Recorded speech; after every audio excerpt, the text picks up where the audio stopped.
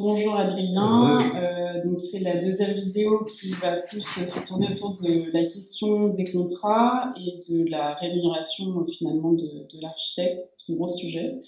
Voilà, en tant qu'étudiant justement à HRENP, on a eu justement ces questions-là concernant la question des tarifications. Aujourd'hui, comment tu établis donc tes tarifications, sur quelle base, donc quelle est donc finalement ta position sur cette rémunération. Enfin voilà, aujourd'hui les architectes ils se rémunèrent aussi largement au pourcentage. Il y a aussi cette question de temps passé, qui est une notion voilà qui est un peu nouvelle, surtout pour moi. Est-ce que tu peux en parler? Bien sûr que je peux en parler. Et ça me fait même très plaisir de pouvoir en parler. Dès le premier chantier, j'ai compris qu'il fallait que j'abandonne le pourcentage. Je savais pas comment, mais il fallait que je l'abandonne. Voilà. Parce que j'ai un client avec qui j'ai encore échangé 10 ans plus tard, voire 12 ou 13 ans plus tard, je crois, et avec qui on avait gardé un très bon échange, qui pendant sa préparation de chantier m'a fait bosser. En fait, il me payait pour ça, mais il m'a fait bosser pour optimiser le coût du chantier. Et en fait, c'est con, hein, mais plus je bossais, et j'ai envie de dire bien, voilà, même si j'étais vraiment pas à l'aise. Alors, quand j'ai démarré, les chiffres, pour moi, c'était une bête noire. D'accord? C'est-à-dire que moi, les chiffres, j'avais même pas envie de les voir, et je me souviens qu'à ce client, je lui ai dit que moi, les chiffres et moi, ça faisait deux. On était à un café au Hall à Paris, et on a échangé sur ce sujet, et il m'a dit, ah ouais, j'avais entre guillemets ton âge, ça fait bien vieux quand on dit un truc pareil, mais et il me dit non, et lui avait le mien aujourd'hui, il me dit non, Monsieur Sauvich, on dit pas ça à un client. Surtout quand on manipule des chiffres, quoi. Voilà. Et vraiment très bienveillant, hein, ce client. C'était vraiment une très belle expérience. Il m'a fait bosser pour diminuer le coût de son chantier. Mais comme j'étais au pourcentage, bon petit élève qui n'avait rien d'autre que les contrats de l'ordre à l'époque, plus je bossais, plus ma rémunération diminuait. T'es d'accord? Je veux dire, c'est extrêmement mathématique. C'est juste un pourcentage. Bon, voilà. Donc, si tu veux, très rapidement, je me suis vraiment rendu compte que le pourcentage était éventuellement un truc pour démarrer, voilà, mais surtout pas un truc pérenne. C'est pas possible en fait.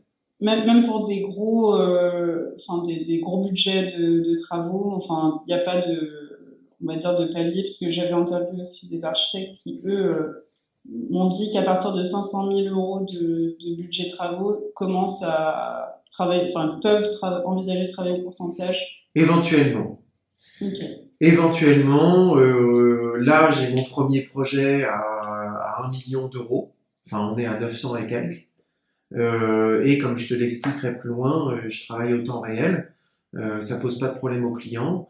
Et je pense que je vais très bien gagner ma vie. Il n'y a pas de problème sur ce client-là. Au plus profond de moi, je pense, mais ce n'est pas une expérience, donc je ne peux pas l'affirmer, qu'il n'y a pas de limite. De toute façon, c'est pas compliqué.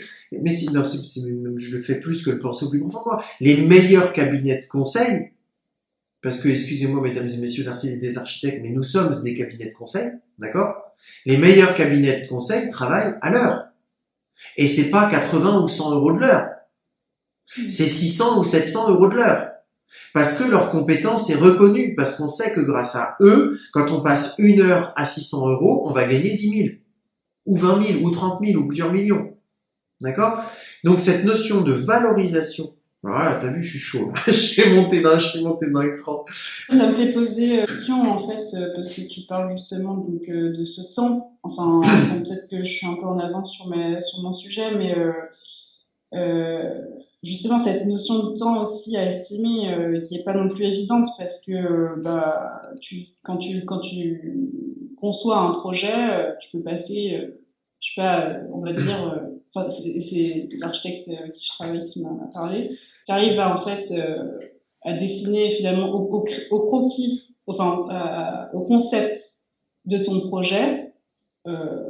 Comment tu sais si tu as mis 1 heure ou 10 jours? Enfin, tu vois, comment tu arrives à évaluer le temps que tu vas mettre à trouver cette idée-là du projet qui finalement est la bonne. Enfin, Alors, c'est ça. Emeline, est-ce que tu manges de la viande? Oui. Alors attends, on va parler de légumes, comme ça on sera un peu plus planète friendly. Est-ce que tu manges des légumes? Oui, ça Est-ce que m'arrive. tu vas chez ton primeur? Oui, parfois, oui. Quand tu vas chez d'ailleurs, tu peux aller dans un supermarché, il y a une balance. Oui. D'accord? Tu vas voir. Euh, Tu poses le produit sur la balance et il te fait une multiplication du poids par un prix. D'accord? Est-ce que, alors moi j'aime bien la viande, et quand je vais chez mon boucher, il me tend pas un morceau de viande en me disant je te le fais 10 euros. C'est un beau morceau de viande à 10 euros, tu vas me dire. D'accord? Mais il fait pas ça. Il pèse sur la balance. Parce qu'il a acheté la viande d'un certain prix, et il faut qu'il la revende à un autre prix, parce que sinon sa boutique elle ferme. Donc il mesure sa matière première. Il mesure sa matière première. D'accord? Quelle est la matière première de l'architecte? Bah, sa prestation intellectuelle, enfin. Ouais, mais comment elle pourrait se mesurer? Tu en as déjà parlé. Non, mais oui, je sais où tu vas. Enfin, oui, effectivement, c'est le temps que tu passes Le temps. Et donc, tu te lances au pourcentage parce que t'as pas le choix, parce que t'as que le contrat de l'ordre des architectes. Bon, soit dit en passant, vous avez un système chez Instant T pour tout de suite basculer sur ce que je vais t'expliquer et ce que j'ai compris petit à petit. Donc, le plus important, et là je m'adresse à Emeline, mais je m'adresse à tous les jeunes archi-entrepreneurs qui veulent démarrer, le plus important, mes chers amis, c'est de noter tout le temps que vous passez pour tout ce que vous faites pour tous vos clients. Et là, on est dans le mot entrepreneur de jeunes architectes entrepreneurs. Si tu décides que c'est pas pour toi et que ça va quoi, je vais pas commencer à compter toutes les minutes, bah si, parce que elle est là, il est là ton temps, ok? Alors quand tu es au pourcentage, qu'est-ce qui se passe? Bah tu notes le temps que tu passes, mais c'est pas pour ça que ça va faire évoluer ta rémunération, tu es au pourcentage. D'accord? Et d'ailleurs, c'est complètement flippant en pourcentage et au forfait, parce que plus tu travailles, moins tu es payé à l'heure. Là encore, c'est mathématique. Si le forfait est déterminé, si le pourcentage est déterminé, plus tu passes d'heures, plus chaque heure représente une minuscule partie de ta rémunération. C'est mathématique. Mais du coup, effectivement, tu as plus intérêt à optimiser ton temps. Alors, effectivement, le premier levier, c'est d'optimiser son temps de travail. Excellente relance, ma chère Emeline. Optimiser son temps de travail, ça va te permettre de diminuer le temps travaillé et de virtuellement augmenter ta rémunération horaire. D'accord? Donc ça a été effectivement ma première démarche, c'est essayer de comprendre ce que c'était qu'un client pour rationaliser l'échange avec le client, être efficace. J'ai pas dit avoir les dents qui rayent le parquet pour me payer des voitures de sport tous les jours. J'ai dit juste être efficace, d'accord? Ne pas perdre de temps. Hein. Et puis arrive un moment où c'est optimisé et le pourcentage reste encore dangereux parce que effectivement le client va te demander d'optimiser, de travailler les budgets, de négocier, tout ça, alors qu'on n'a pas appris ça à l'école, on ne sait pas négocier. Négocier, c'est un métier à part entière, voilà. Donc ça peut s'apprendre, ça peut se lire, ça peut, voilà. Et donc on arrive à réduire. Le client rajoute encore 10% de remise parce qu'il est le plus fort du monde. Et toi, bah, tu l'as dans l'os parce que tu as encore 10% de rémunération en moins. Et pendant le chantier, le client arrive à faire rajouter des sujets. Donc toi, tu bosses. Et plus tu bosses, moins t'es payé. C'est horrible. C'est une sensation qui est d'une frustration monumentale. C'est horrible. Hein. Alors, maintenant, comment on fait? Alors là, je vous renvoie, je vais pas expliquer dans le détail, je renvoie Emeline et ceux qui écoutent aux 4 vidéos que j'ai faites sur la rémunération au forfait, d'accord, où j'explique vraiment toute ma démarche. Mais en gros, pour peser le temps, j'ai pris une unité qui est le rendez-vous. Combien de rendez-vous j'ai besoin pour aboutir au permis de construire? D'accord? Alors, le mec qui va pas réfléchir va, ah, on peut pas le savoir, on peut pas le savoir. Non, c'est clair, on peut pas le savoir, t'as raison. Sauf que tu peux savoir quel est le nombre de rendez-vous minimum. Il y a un nombre de rendez-vous minimum pour arriver au permis de construire. D'accord? Entre le permis de construire et le démarrage de travaux, il y a un nombre de rendez-vous minimum pour arriver au démarrage des travaux. Et pendant les travaux, il y a un nombre de rendez-vous minimum pour arriver à la fin des travaux. D'accord? C'est ça sur lequel je réfléchis et que j'explique dans les vidéos qui datent de 2016 ou 2017. Mais je suis à fond, à 100% avec le mec qui parle en 2017. Il n'y a pas de problème. La démarche est tout à fait pertinente, même quelques années après. Un rendez-vous, donc un objectif. Le permis de construire, on va parler du permis de construire, d'accord? Un objectif, le permis de construire. Pour cet objectif, j'ai besoin d'un certain nombre de rendez-vous. Et pour chacun des rendez-vous, je vais considérer un temps de préparation, un temps de rendez-vous et un temps de débrief. Donc, qu'est-ce que j'explique dans mes contrats au forfait, les contrats instantés au forfait? Qu'est-ce que j'explique à mes clients? Je leur explique que eux-mêmes veulent un résultat, que pour ce résultat, on a besoin, vous et moi, de passer par certaines étapes, que ces étapes nécessitent 1 à 2 à 3 rendez-vous, typiquement l'exploration architecturale, l'esquisse. Tu prends un studio, un rendez-vous dans la conception instantée qui fait que le chantier, le projet va évoluer pendant toute la prestation, d'accord? C'est pas une esquisse, un chantier. C'est une esquisse, on fait évoluer et le chantier va continuer de faire évoluer. Donc, tu prends un studio, en un rendez-vous, t'as le concept, d'accord? Tu passes 2 heures avec ton client, je caricature. Maintenant, tu prends une extension de maison, 2 rendez-vous. Est-ce qu'on étend de ce côté ou de ce côté? Est-ce qu'on fait une surélévation? Et deuxième rendez-vous, comment ça fonctionne à l'intérieur? Est-ce que ça se distribue bien? Encore une fois, je caricature. La construction de maison, 3 rendez-vous. Où est-ce qu'elle se trouve sur le terrain? Quelle est son orientation? Ensuite, les volumétries extérieures ou l'intérieur, et ensuite l'intérieur ou les volumétries extérieures. Là, je rationalise. Aucun des clients ne se sont passés de la même façon. Sauf que, dans ma présentation de ma mission, et donc dans la valorisation de mes honoraires, ça coulait de source pour le client, et le client y signe. J'étais dans le 93, je sais parce que j'ai eu beaucoup de clients là-bas, je sais que j'étais toujours le plus cher. Sauf que j'avais l'histoire qui tenait le mieux la route. Et donc on bossait avec ce riche. Donc tout est une question de présentation. Hein. Et effectivement, le truc au pourcentage, quand j'explique aux clients, une fois que j'ai dégagé cette idée de mon travail, quand j'explique ça à des gens qui sont un peu plus cadres ou qui sont un peu gérants ou qui sont dans des métiers bancaires et tout, et je te promets, ils m'écoutent, ils posent ferment les machins et disent ah bon, vous avez réfléchi vous? Bah oui, j'ai réfléchi, bon sang de bois, stop le pourcentage, tu vois. Et eux-mêmes ils me disaient mais enfin un archi qui arrête de travailler, mais les clients me le disaient. Et ils me le disent encore, d'ailleurs. C'est pas ils me le disaient, c'est ils me le disent encore. Je leur dis, non, moi, je travaille surtout pas au pourcentage. Ah bon? Mais tous les archis font ça. Oui, je sais, je travaille pas comme les autres. Ouais. Oui, donc en fait, ça permet, au-delà de la question de savoir quel tarif on propose, ça permet déjà, nous, ça permet du coup à l'architecte de savoir aussi comment chiffrer le projet, la mission. La mission. Et aussi, oui, la mission. Et qu'en face, finalement, le client comprenne pourquoi il le rémunère de ce montant-là. Et qu'il adhère pour les autres. Le faire adhérer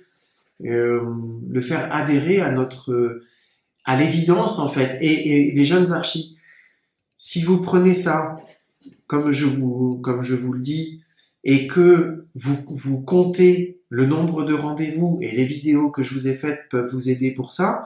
Vous comptez le nombre de rendez-vous, vous multipliez par 4 heures à chaque fois, 1 heure et demie de préparation, 1 heure et demie de rendez-vous, le débrief.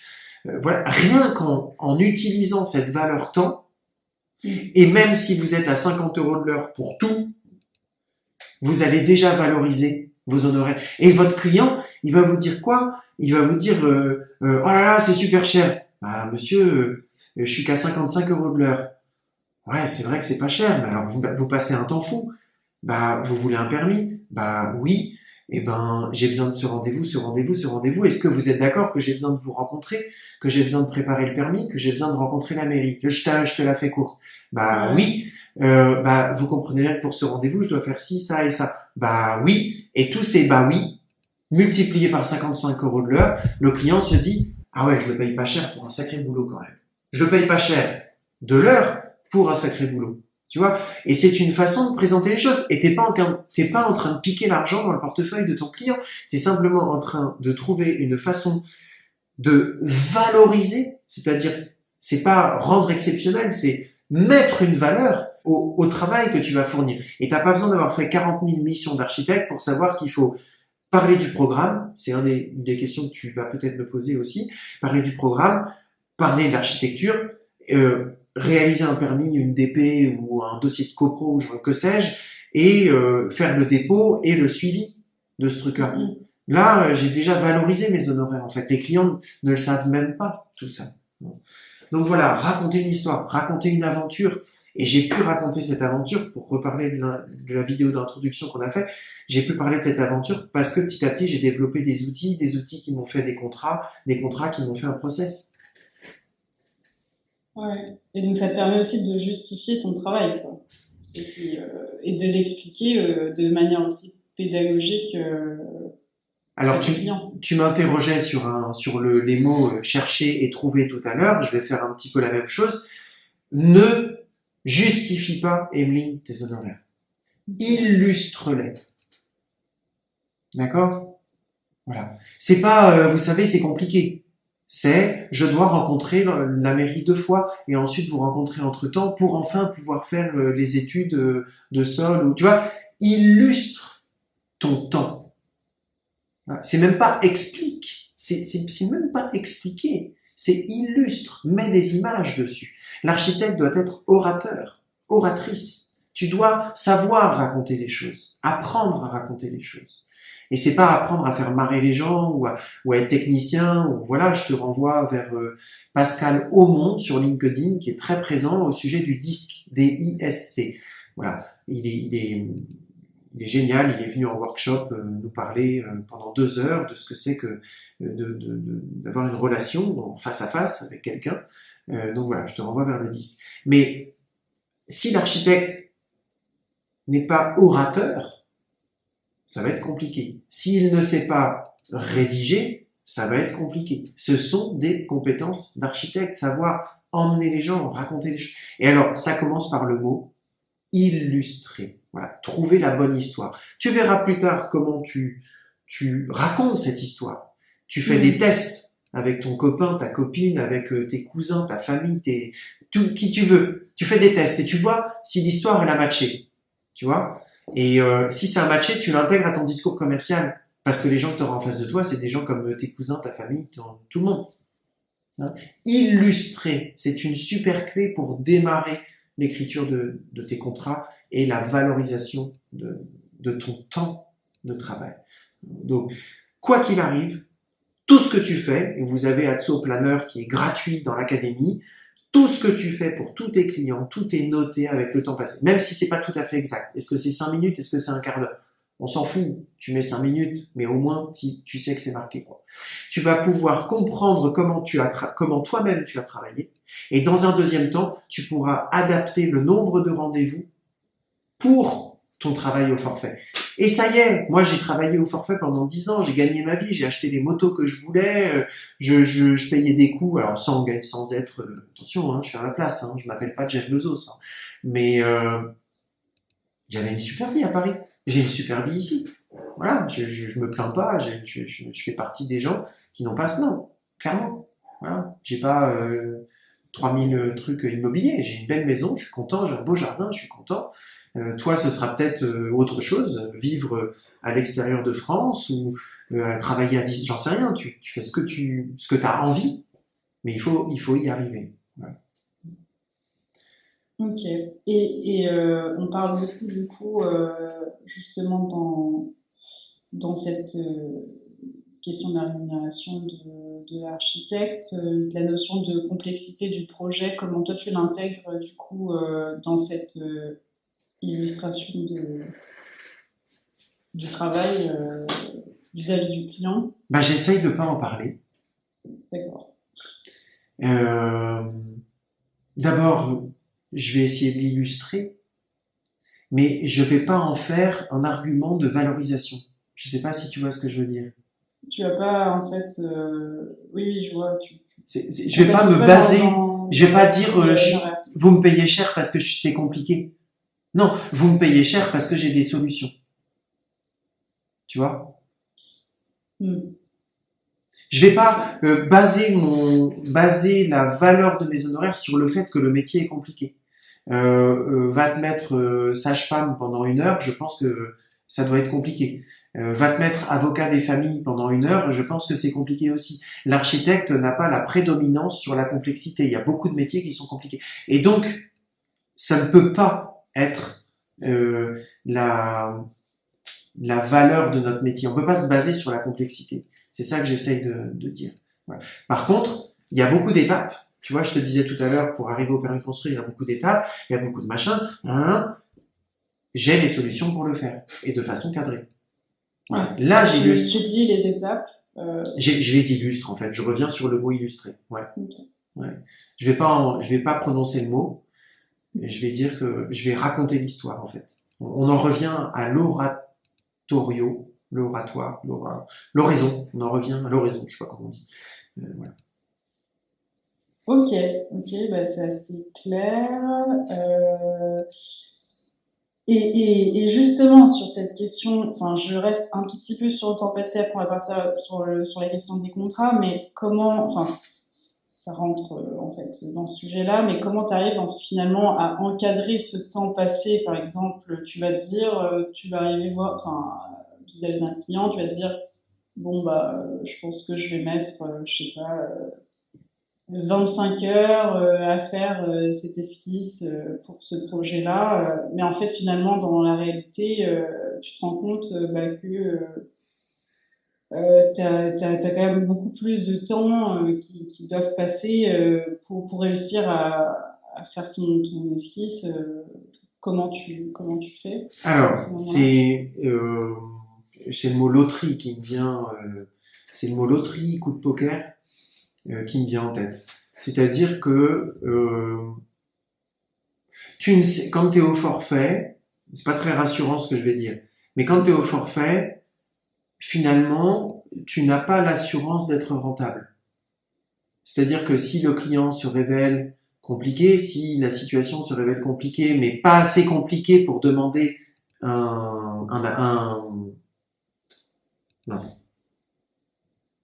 demander un peu plus d'argent au client, le mot va me revenir. Un avenant, merci. Ouais. Tu vois, t'es entre, c'est beaucoup plus compliqué et j'ai fait une connerie et je peux pas lui demander un avenant. D'accord? Voilà. Tu sais pas toujours si tu seras complètement rentable. Donc déjà, une des premières réponses à ça, c'est le fait qu'il n'y a pas un seul contrat. Il y a 3 contrats. Et que si sur le premier je me suis planté et que j'ai mal évalué le temps que me demande le client pour comprendre ma prestation, je vais pouvoir réévaluer sur le deuxième contrat. Donc j'ai une petite porte de sortie. Bon, ça c'est un premier élément de réponse. Ensuite, je vais compter sur la quantité de clients pour me dire voilà, il y a des dossiers sur lesquels je vais gagner, des dossiers sur lesquels je vais perdre.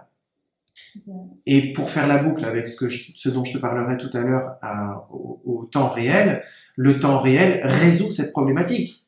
Moi, ça me casse les pieds que certains clients, j'ai pu être bien rentable grâce à eux, alors qu'ils auraient peut-être pu. Alors, ceci dit, du coup, je leur offrais du temps plus que ce que j'aurais dû. Donc, mais du coup, tu es dans un porte-à-faux en fait. Le forfait te permet de vendre tes honoraires correctement. Parfois, tu vas être sur un porte-à-faux. Oh là là, on a déjà fini et il me doit encore 2000 €. Qu'est-ce que je peux faire en plus pour déculpabiliser de lui demander cet argent en trop? Tu te rends compte?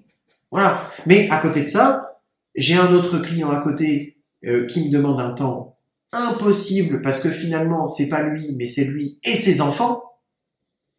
catastrophe. T'arrives en premier rendez-vous et t'avais signé avec le mari et là t'as la femme. Ou inversement. T'arrives en rendez-vous, t'avais signé avec monsieur et madame et là t'as le fils, casse-couille qui voulait être là. Et là mais c'est foutu. C'est foutu. Tu sais déjà que tu vas exploser ton forfait. D'accord? Voilà. Donc tu comptes sur une quantité. Et depuis très longtemps, mon objectif, c'était d'arriver à être rémunéré au temps passé. Voilà. Et effectivement, soit tu pourras peut-être me poser la question plus tard, mais le temps passé résout un truc de fou, toutes ces problématiques. Donc pour moi, si tu veux, le pourcentage, faut oublier ça. Je pense que le jour où, et à mon avis, je serai mort d'ici là, mais peut-être que Instant T aura fait bouger les lignes d'ici là et que même dans le public, on commencera à reconnaître c'est très orgueilleux ce que je dis, mais Instant T a quand même de beaux jours devant lui. On commencera à reconnaître effectivement les maîtres d'œuvre Instant T comme de réels cabinets de conseil qui te font vraiment gagner de l'argent, peu importe leur modalité de rémunération. Attendez, vous voulez bosser au forfait, au machin, comme vous voulez, mais nous on vous veut. C'est ça une négociation. Je veux ton service, Emeline, parce que je sais qu'avec toi, ce sera pertinent, que vous serez présent, que ce sera structuré. Tu veux être rémunéré? Pas de problème, je te file l'argent que tu veux. Je te fais un chèque maintenant, ou tu vois. Bon, il se trouve que les marchés publics sont régis par la loi. Ça va être compliqué de faire marcher, de faire bouger les lignes, d'accord? Mais j'y crois, à fond. Parce que notre façon d'aborder le projet fait que tout le monde est gagnant. Le client, l'artisan et l'architecte. D'accord? On parlera de la rentabilité. Si l'architecte si l'architecte est obligé de passer ses week-ends et ses soirées et qu'il n'a pas de vacances, pour moi, il n'est pas architecte entrepreneur. C'est un larbin. Il bosse. Alors oui, l'entreprise est contente, le client est content, mais il bosse. Et il se rassure en se disant que l'architecture, c'est un sacerdoce. Stop, les gars. Vous allez tous au burn-out. Tous, en faisant ça. Et là, tu étais en avance sur le sujet. Mais peut-être. On en reparlera après. Sinon, c'est une question importante. Ok. Bah oui, donc évaluer son temps, ok. Comment le faire Instant T donne une façon de l'évaluer. Oui, alors il y a Atso Planner, mais le Atso Planner Lite qui est téléchargeable, mais tu prends n'importe quel fichier Excel vierge, tu mets le nom du client, le temps passé, ce que tu as fait, la date. Fin de l'histoire. T'as pas besoin d'instant T. T'as pas besoin d'instant T pour faire ça. Mais si tu le fais pas, t'es morte. Faut le faire tout de suite. Oui, mais c'est aussi comment l'évaluer, comment ne pas le surévaluer. Tu pourras l'évaluer, Emeline. Au début, tu bosses au pourcentage, tu bosses au forfait, peu importe. De toute façon, quoi qu'il arrive, tu sais que tu vas bosser plus, tu ne seras pas dans la rentabilité au début. Ok, en tout cas, dans la rentabilité telle que moi je l'entends. Peut-être que tu vas gagner ta vie, mais tu vas y passer tes soirées, tes week-ends. Et au début, c'est normal. Ce temps-là, il faut absolument écrire tout ce que tu fais. Parce que sur le deuxième contrat, tu vas pouvoir te dire, attends, ça m'a pris combien de temps sur ce dossier-là? Ah oui, j'ai fait ça. Et petit à petit, au bout de 4 ou 5 contrats, au bout de 4 ou 5, 3 ou 4 ans, on va dire, tu vas être capable de te dire et d'avoir l'assurance devant ton client de dire non, ça ne prendra pas moins de 3 rendez-vous votre dossier. Faut pas parler en heures. Tout à l'heure, tu as dit 25 heures, faut pas parler en heures. Parle en rendez-vous. Ça me prendra autant de rendez-vous. Je vois pas comment. Et si vous avez un archi qui vous dit moins, partez avec lui. C'est pas grave. Moi, je sais pas faire. Okay. Donc, profitez de ces premiers contrats pour écrire tout ce que vous faites. Même ce que tu fais devant la télé le soir, t'as une idée, tu la notes, tu mets que t'as bossé 5 minutes dessus. Tout le temps. Faut tout écrire. Pense au boucher, pense au primeur. Voilà, le primeur, il pèse et c'est 5,42 €. Et il te demande le centime. Voilà, c'est pareil. Ok. Sur la question, justement, donc, on parlait de cet encadrement-là. Je passe juste rapidement, du coup, je fais une transition sur cette question des contrats. Je me permets de te dire qu'on est à 30 minutes. On change de... Est-ce que tu veux qu'on fasse une autre vidéo? Peut-être. Comme ça, dans ce cas-là, on coupe les sujets. Hein. Okay. Allez, j'arrête et puis je recommence, à tout de suite. Ouais, ça marche.